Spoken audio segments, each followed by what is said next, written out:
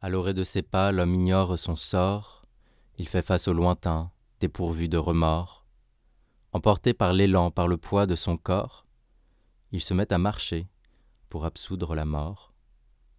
Il n'est point de miracle, il n'est point de sauveur, pour quiconque ne goûte au bouquet des saveurs, et plante dans le sol aux promesses d'ailleurs la foi du vœu premier qui vainquit cette peur. Les vallées sont des voies, les plaines des demeures, où l'eau tombée du ciel déborde dans les cœurs. De pluie et de soleil, de cultures en fleurs, l'aurore surgissait en écartant les pleurs.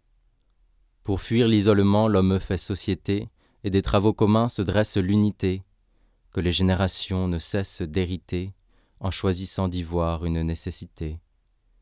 Il érige des murs pour fuir l'immensité, et rassemblé en cercle en cette obscurité, il cherche dans le feu de fausses vérités, y fixant son regard jusqu'à la cécité.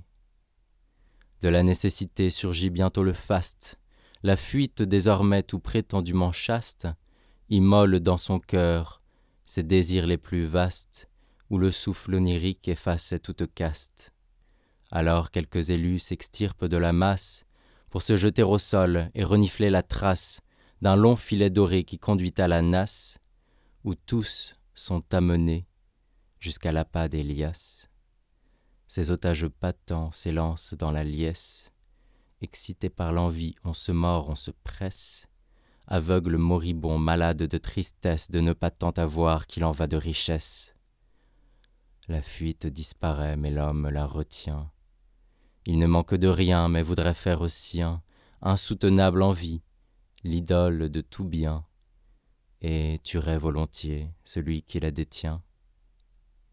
La main saisit la chair où s'exprime le verbe, la main saisit la pierre aux prières acerbes, servant ainsi sa vergue aux cris qu'elle exacerbe, et fendant soudain l'air, le sang gicle sur l'herbe. Personne n'aurait cru, en pensant nos malheurs, que déjà la folie corrompait nos ardeurs. Mais pris de frénésie, nos pensées de torpeur, nous grimpions sans les voir les marches de l'horreur.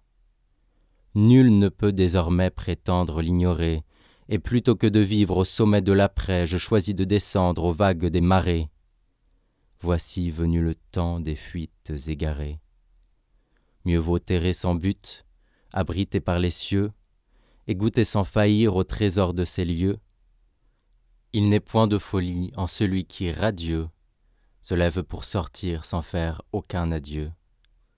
Il est déjà sauvé, déjà dans le lointain, embrassant dans la nuit l'esclandre qui s'éteint, revêtu dans le noir des cendres de satin, faisant escale là où surgit le matin.